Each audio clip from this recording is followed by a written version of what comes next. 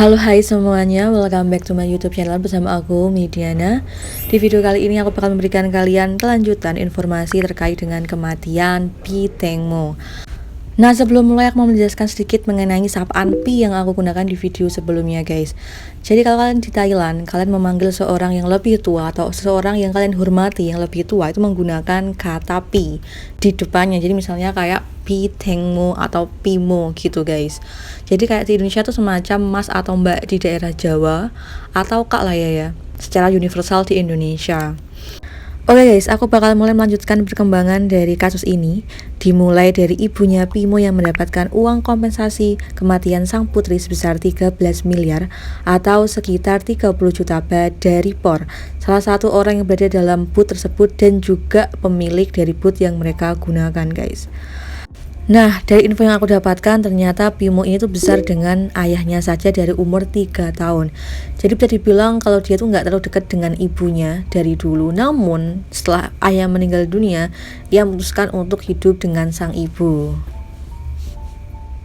Dan setelah mendapatkan tawaran 30 juta baht atau senilai 13 miliar itu tadi, ibunya Pimo itu dengan santainya mengucapkan bahwa dia memaafkan POR, salah satu orang yang berada dalam booth tersebut, dan mengatakan bahwa POR ini adalah orang yang sangat sopan, konsisten, dan juga selalu menelepon dirinya untuk meminta maaf. Dan dia juga mengatakan bahwa dirinya akan mendapatkan uang pemakaman dari POR juga, guys. Wow, gila banget sih, ibunya tuh tega banget gitu loh, guys.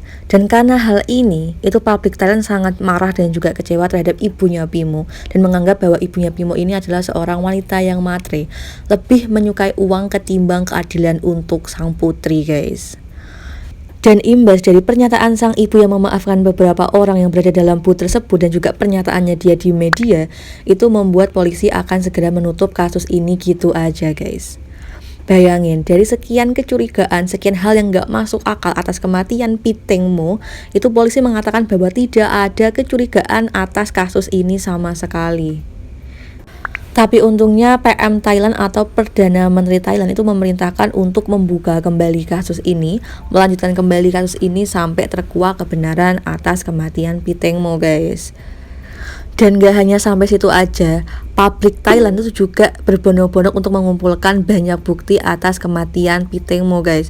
Bahkan ada banyak sekali bukti-bukti lain yang udah di-up di media yang menunjukkan bahwa kematian Pi Tengmo ini adalah kasus pembunuhan. Karena kasus ini menjadi kasus internasional, maka PM Thailand itu memberikan arahan langsung pada kasus kematian Pi Tengmo, guys.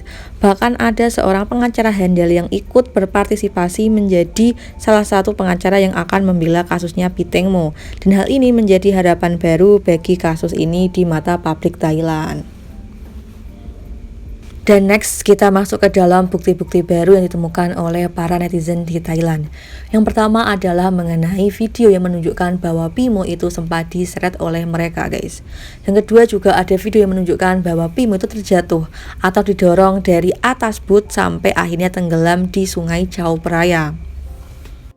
Bukti lain yang mereka temukan di dasar Sungai Chao Phraya adalah tas berukuran setelapak tangan. Yang kedua adalah tas hitam besar yang terlihat berisi gelas dan juga botol-botol minuman, guys.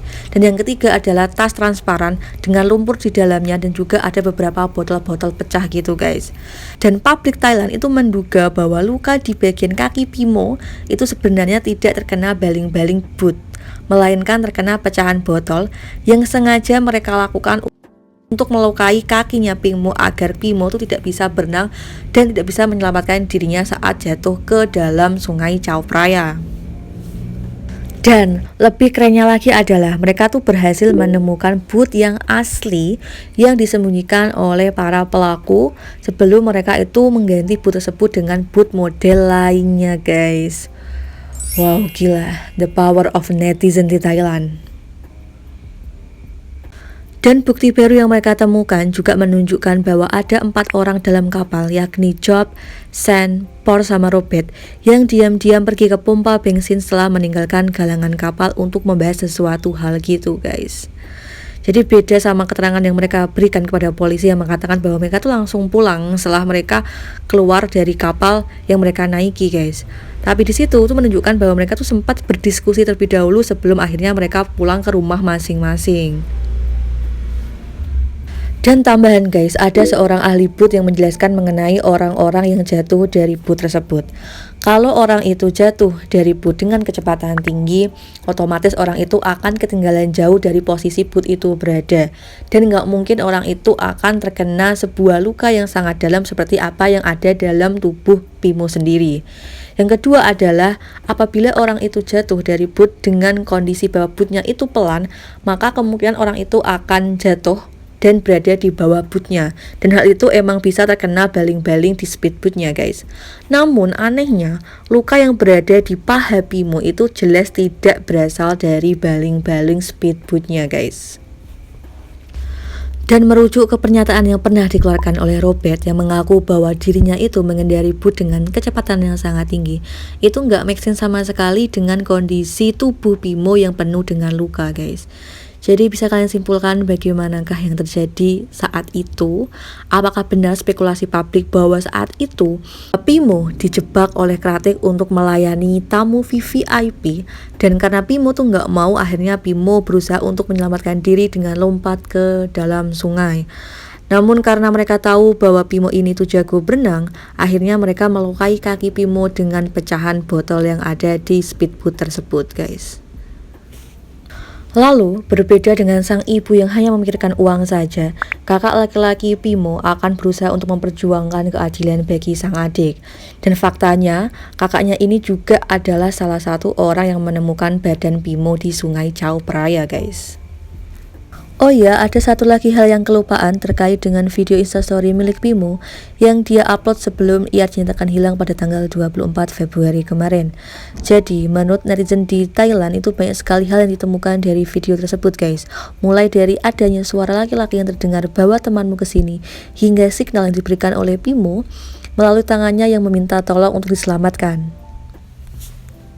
Sejauh ini udah ada 29 saksi yang diperiksa oleh polisi terkait dengan hal ini, termasuk kelima orang yang berada dalam boot yang sama itu guys. Dan mengenai buku Metallica yang ditemukan oleh sang ibu, itu juga make sense dengan beberapa hal yang terjadi, seperti adanya kode yang mengisyaratkan bahwa hal itu memang pembunuhan guys, seperti tulisan Chao Phraya, Robert, kematian, sampai nomor seri boot tersebut. Mengenai isi konferensi pers hari ini, polisi mengatakan mereka akan menggeledah rumah Job untuk memeriksa jenis minuman apa yang mereka bawa ke dalam kapal itu, dan akan menginterogasi kenapa mereka membuang gelas serta botol wine ke Sungai Chao Phraya guys. Lalu guys, yang lebih gilanya lagi itu ada drama baru dari ibunya Bimo yang meminta pengacara Tum untuk mundur dalam kasus ini. Dia berkata kepada pengacara Tum untuk berhenti dan jangan ikut campur lagi terhadap kasus putrinya itu.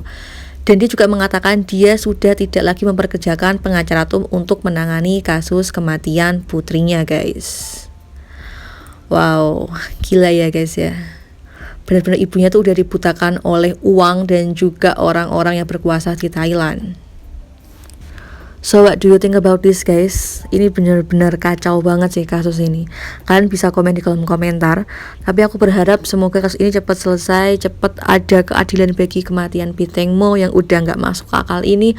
Udah benar-benar kacau banget, gila banget. Apalagi terkait dengan orang-orang yang super kaya di Thailand. Dan ibunya tuh juga astaga bikin emosi banget guys. So sampai di sini video aku, jangan lupa buat like, comment sama subscribe. See you on the next video. Bye bye.